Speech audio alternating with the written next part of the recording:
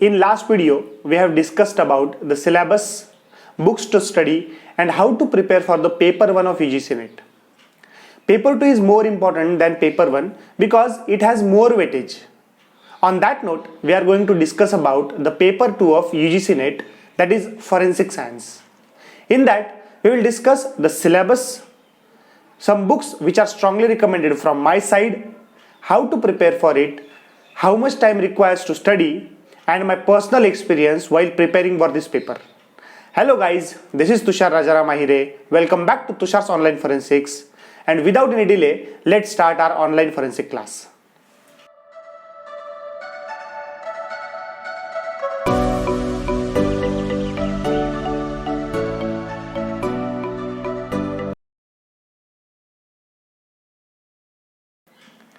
Now talking about syllabus, the subject name is Forensic Science and subject code number is 82. Now this includes 10 units. So we'll talk about units. So unit 1 is Introduction to Forensic Science and General Forensic Science. In that, Forensic Science, the definition, history and development, scope, ethics in forensic science, physical evidences, crime scene, then criminal investigation, courts and its hierarchy, and then forensic science laboratories and its hierarchy, then fundamental rights, criminal profiling, and concept of quality control management in forensic institution. Now moving towards unit 2, it includes instrumental techniques. So microscopy, in that polarizing microscope, comparison microscope, stereo microscope, fluorescent and electron microscope. Next is spectrometry, that is UV visible spectrometry, IR spectrometry, Raman spectrometry, atomic absorption and emission spectrometry. Then neutron activation analysis, that is NAA. Then X-ray and X-ray based techniques such as XRD and XRF. Then mass spectrometry, then chromatographic techniques, that is TLC, that is thin layer chromatography, GLC, that is gas liquid chromatography, or GC, that is gas chromatography, then HPLC, that is high performance liquid chromatography, and HPTLC, that is high performance thin layer chromatography. Then hyphenated techniques like GCMS, LCMS, IRMS and ICP-MS. So GCMS is gas chromatography coupled with mass spectrometry, LCMS, that is liquid chromatography coupled with mass spectrometry, IRMS, that is infrared spectroscopy coupled with mass spectroscopy, and ICP-MS, that is inductively coupled plasma coupled with mass spectrometry. Then electrophoresis, like high and low voltage electrophoresis and immunoelectrophoresis. Last one is immunoassay. So in that you have to study principle, types, techniques and applications of immunoassay. Now moving towards unit 3, which includes forensic biology. So in that, detection and identification of blood stain, determination of species of origin, blood group system, techniques of determination of blood group of blood stains, then detection of seminal and other fluids and their blood grouping, red cells enzymes, serum protein and forensic significance. Then disputed paternity and maternity, then DNA. So you have to study the structure of DNA, DNA as genetic marker, DNA extraction and profiling techniques. Then DNA phenotyping and RNA profiling and their applications in forensic science. And last one is wildlife forensics. So Wildlife Protection Act 1972, its scope, evidences and identification. Now talking about unit 4, which includes toxicology. In that you have to study analysis of ethyl alcohol in beverages, liquors, biological fluids and breath, then analysis of methanol and denaturants, then illicit liquors, analysis of chemicals in trap cases, then metabolism and chemical examination of insecticides and pesticides, tranquilizers and sedatives, hypnotic stimulants, narcotics, opiates, drugs of abuse, analysis of above and their toxicity, then plant poison, metallic poisons, then extraction, isolation and cleanup procedure, then identification of common poisons from viscera, tissue and body fluids. Now unit 5, which includes ballistics. In that you have to study firearm, the types of firearm, classification of firearm, ammunition and their composition. Then forensic examination of firearms, ammunitions, firearms projectile, which is bullet, shot, slug and shell cases. Then gunshot residue analysis, that is GSR analysis. Then concept of velocity, penetration, dispersion, ricochet, accidental discharge and determination of range in firearm cases. Then examination of country made firearms, the basics of internal, external and terminal ballistics. Then tool marks, the meaning of tool mark, types and examination of tool marks. Then the last one is restoration of erased marking on metal surface. Now moving towards unit 6, which includes forensic chemistry.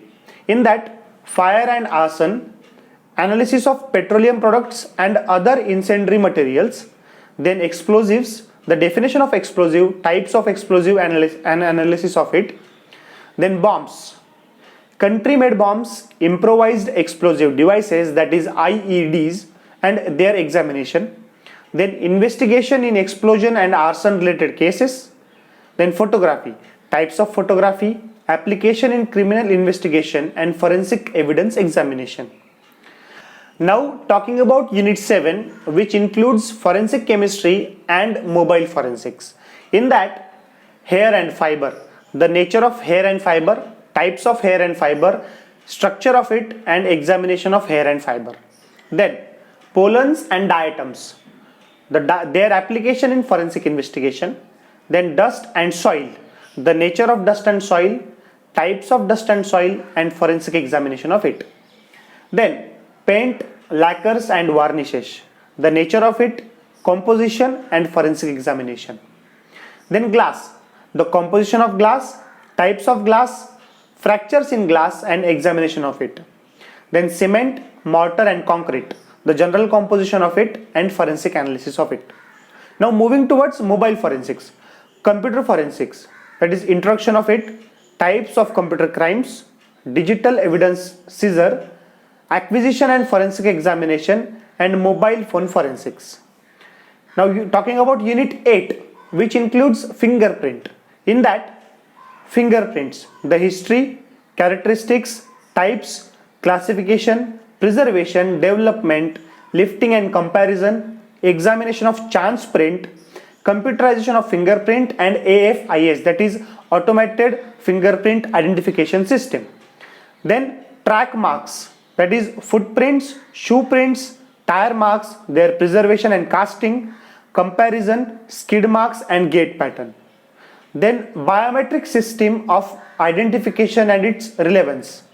Then next one is voice analysis, which includes introduction of voice analysis, significance of it, structure of human voice apparatus, voice spectrography, voice analysis, legal aspects and limitations. Now talking about unit 9, which includes document examination. In that, documents, the definition of documents, types of documents, preliminary examination of documents, reproduction of documents through photographic and mechanical means and their examination. Then examination of alteration such as erasure, obliteration and addition. Then indentation, secret writing and chart documents. Then ink, papers and their scientific examination with modern methods. Then age of documents, the examination of typescript, printed matter including currency notes and lottery tickets and mechanical impressions. Then handwriting, class characteristics and individual characteristics of handwriting, factors affecting handwriting. Then standard samples for comparison, comparison of handwritten text, anonymous and disguised writing. Then identification of handwriting, signatures, detection of forged signature and forgeries. And last one is examination of credit cards and similar material. Now talking about unit 10, which is forensic medicine. In that, modes and manner of death, sexual offences and its medico legal importance, amendments in law related to sexual offences, the post-mortem examination and post-mortem changes, estimation of time since death. Then injuries and wounds, the types of injuries and wounds, medico legal importance and gunshot wounds. Then determination of species of origin, sex, age, stature, and individual identification through skeleton remains. Then identification through skull superimposition and facial reconstruction, human dentition, types of teeth, determination of age, bite mark, then forensic entomology. Introduction, insects of forensic importance, insects on carrion, and forensic applications.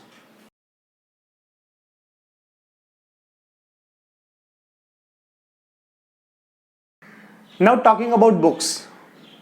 My personal favorite book for the preparation of UGC NET is The Concise Forensic Medicine and Toxicology by KSN Reddy.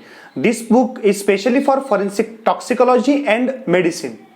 The expanded version of this book is named as The Essentials of Forensic Medicine and Toxicology, which is written by KSN Reddy. Now then you can read the other book, the named as Forensic Science in Criminal Investigation and Trials by Dr. B.R. Sharma, which is mainly for chemistry, ballistics, fingerprint and documents. Then you can read The Principles of Forensic Medicine including Toxicology by Apurba Nandi. So for this all books I am giving the link in description box below. If you want to buy it, you can go and buy it from that sites. For question papers, I am giving the link in description box so you can directly jump to the question papers of previous years. If you don't want to visit the site, you can go for the question bank by Anu Singla so that you can understand and read the possible questions according to the topic and subtopic. Now as I discussed, my personal favorite book is Concise Forensic Medicine and Toxicology by KSN Reddy, which is strongly recommended by me, and my personal opinion is if you haven't bought any book, you should buy this book and make a use of it because it's a budget friendly book.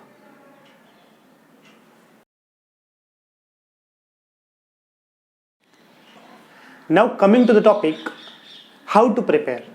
For that you should read the book and clear the concepts, and important thing is you should note it down whatever you feel important.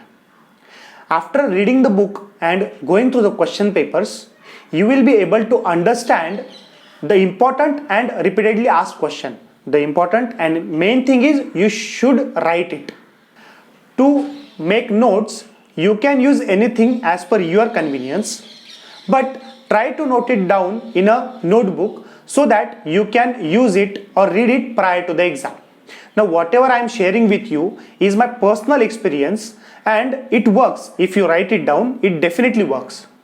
Now you should not focus on clearing the NET or LS, that is lecturership.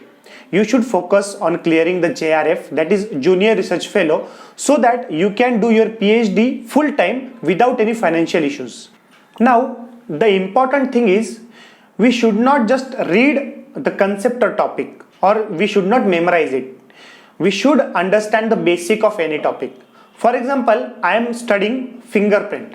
So in that case, I will study the history and development of fingerprint, then basics of fingerprint, what is fingerprint, how it forms, the morphology of skin, then the concept of fingerprint, and then finally the recent advancement in fingerprint.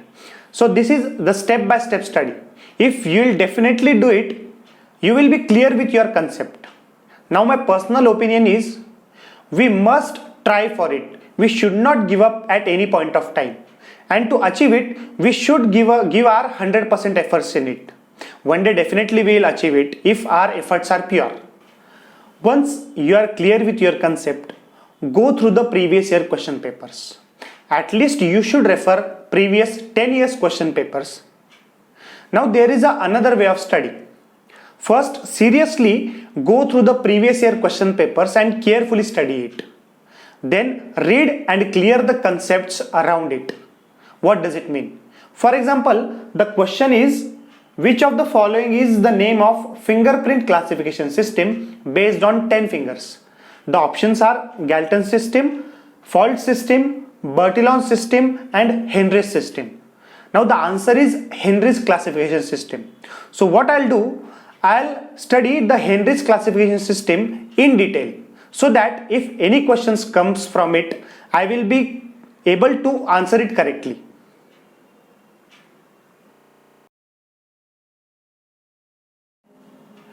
Now, last but not least topic.